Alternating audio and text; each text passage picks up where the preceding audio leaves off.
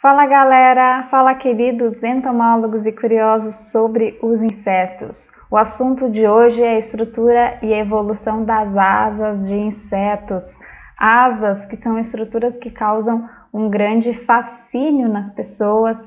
Muita gente tem curiosidade para saber mais sobre asa de inseto, até porque são as estruturas mais visíveis e mais peculiares dos insetos, que foram os primeiros animais a voar na Terra.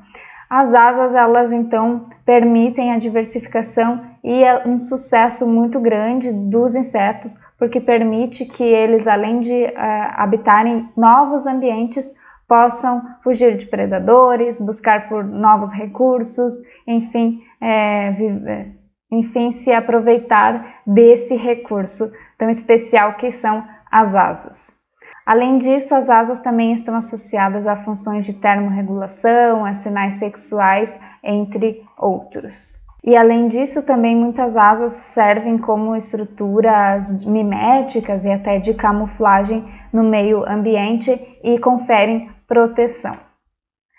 Mas, enfim, as asas elas surgem nos insetos há provavelmente 400 milhões de anos atrás, segundo algumas bibliografias, mas sobre a origem das asas ainda se tem muita dúvida de como que isso surgiu e como que se dá o desenvolvimento dessas asas de forma ontogenética e como que isso aconteceu ao longo da evolução.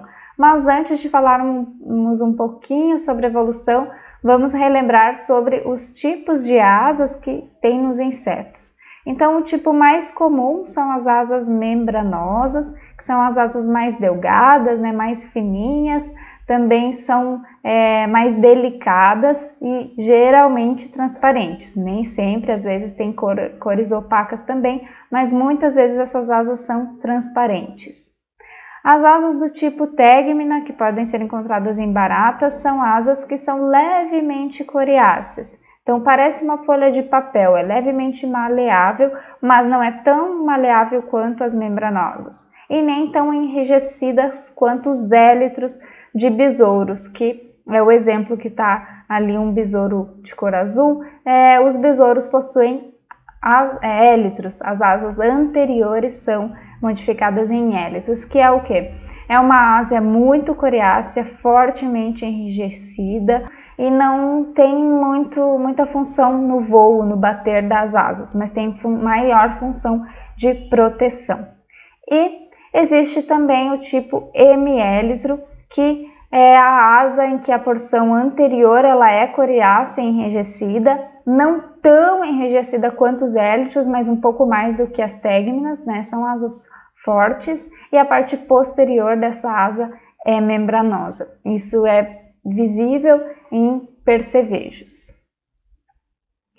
Além disso, as asas de mosquitos e moscas da ordem Diptera foram modificadas em balancins, também chamadas de halteres. As asas posteriores, o segundo par de asas, foi modificado e serve como um órgão de equilíbrio. Até existem estudos que trazem que quando esses órgãos são retirados, o inseto ele perde totalmente o seu direcionamento, porque isso serve como um equilíbrio e também direcionamento. As asas elas estão localizadas no meso e no metatórax, como a gente já viu em aula de morfologia por aqui. Também possui uma série de veias, as nervuras, e essas veias, essas nervuras, elas formam células, espaços entre as veias. E as veias, dentro das veias, passam nervos, traqueia e hemolinfo. Como que acontece o voo dos insetos? Na grande parte das vezes, o bater das asas para baixo e para frente faz com que o inseto pegue um impulso, e para cima e para trás faz com que ele se eleve. Então, o voo acontece desse formato, lembrando um 8 no ar. O voo ele acontece através do movimento de musculatura, que pode ser na base das asas ou no tórax dos insetos. Quando a musculatura ela é ligada diretamente à base das asas, a gente chama de musculatura direta de voo. Então, o movimentar dos músculos ligados à base faz com que as asas se movimentem para cima ou para baixo. Quando os músculos do tórax fazem com que ocorra a movimentação das asas, a gente fala que essa é a musculatura indireta de voo, ou seja, os músculos do tórax vão fazer com que o tórax se expanda ou se comprima, e esse movimento de expansão e compressão do tórax vai fazer com que as asas batam para cima ou para baixo. É um movimento de extensão e distensão destes músculos. As asas, elas têm funções muito importantes e o esticamento das asas acontece pela pressão da hemolinfa. Então, quem já viu algum vídeo de asas esticando, principalmente tem muitos vídeos na internet de cigarras emergindo, né, do último interninfal, as asas vão se esticando graças à pressão da hemolinfa, que passa por dentro das veias. Um corte, então, das veias, só para mostrar como elas são ocas, né, mas por dentro passam estruturas. E, além disso, existe uma série de mecanismos relacionados às asas, como os mecanismos sensoriais. Primeiro, eu trago o exemplo de mecanorreceptores, que controlam o movimento da asa e a estabilização durante o voo. Esses mecanorreceptores, eles podem estar em forma de sensilas, alongadas, tipo cerdas, e em forma de sensilas mais curtas, tipo campaniforme, por exemplo.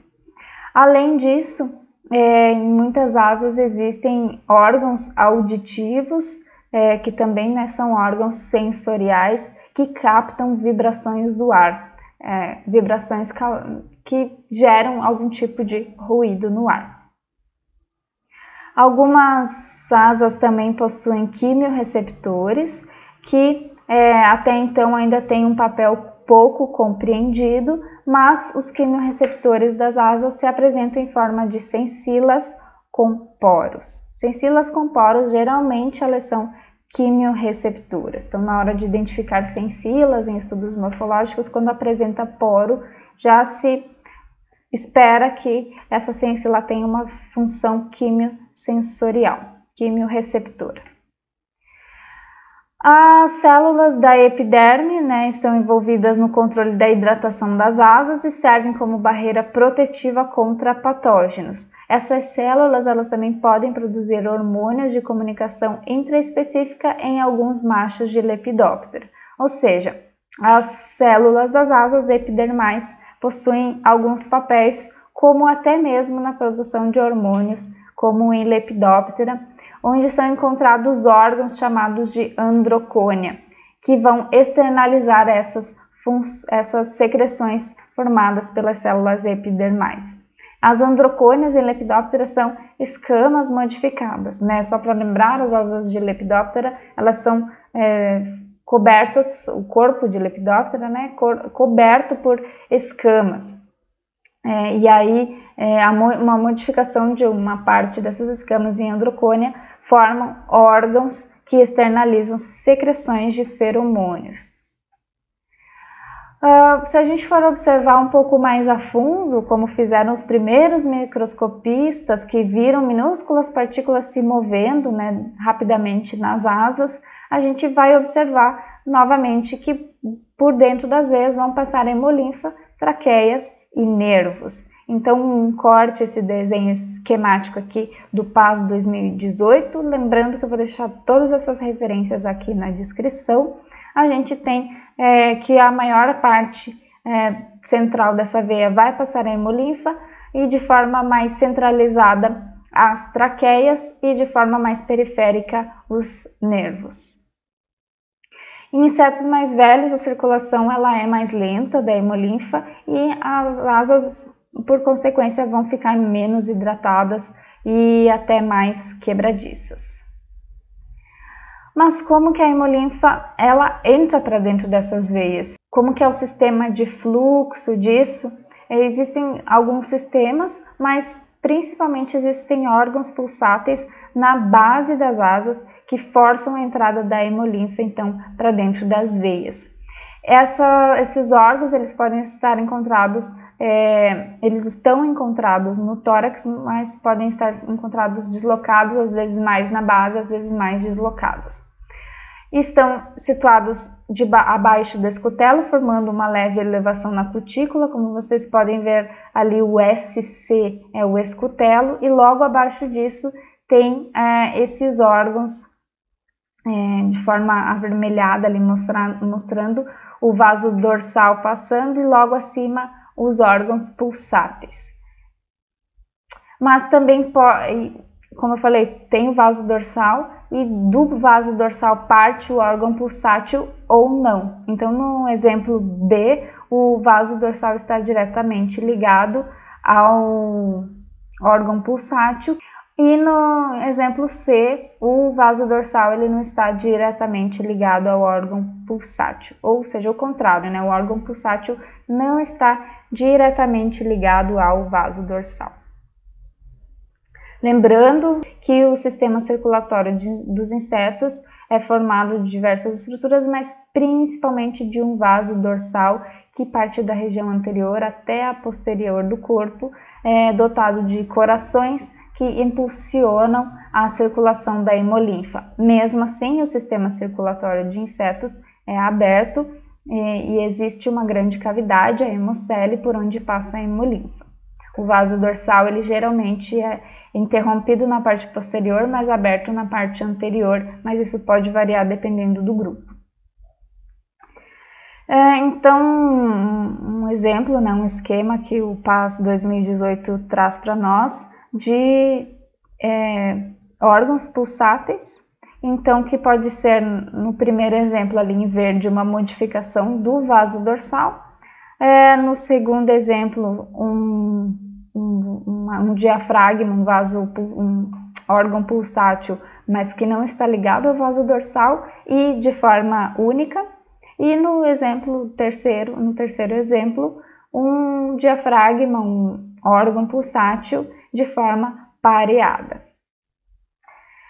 Além disso, as traqueias, para quem não lembra, por onde ocorrem as trocas gasosas nos insetos, elas são longas e estreitas e têm um final abrupto que conecta os espiráculos do tórax ou ao abdômen. Então, a circulação de oxigênio ocorre da seguinte maneira: a captação de oxigênio ocorre pelos espiráculos dos insetos que ficam no tórax e no abdômen, ou isso pode ser bastante variado, às vezes não existe no tórax, mas só no abdômen. E dali ele parte através de traqueias que se ramificam em traqueolas e atingem todos os tecidos do organismo. E para as veias, o oxigênio ele passa através de traqueias finas, longas, né, estreitas, que vão se conectar ou a espiráculos do tórax ou do abdômen. Além disso, existem algumas modificações nas asas. Por exemplo, em alguns élitros de besouros, as traqueias elas são bastante externalizadas e aí permite que haja uma respiração quase que cutânea. Isso ocorre em alguns insetos aquáticos, alguns besouros aquáticos, né, que possuem uma rede traqueal bastante massiva nos élitros. E aí essa rede traqueal em contato com a água faz com que ocorra uma troca até de oxigênio da água para essas traqueias. Isso é bastante peculiar, sugiro a leitura desse artigo de Kell, 2014, que traz então uma explicação mais densa sobre o assunto.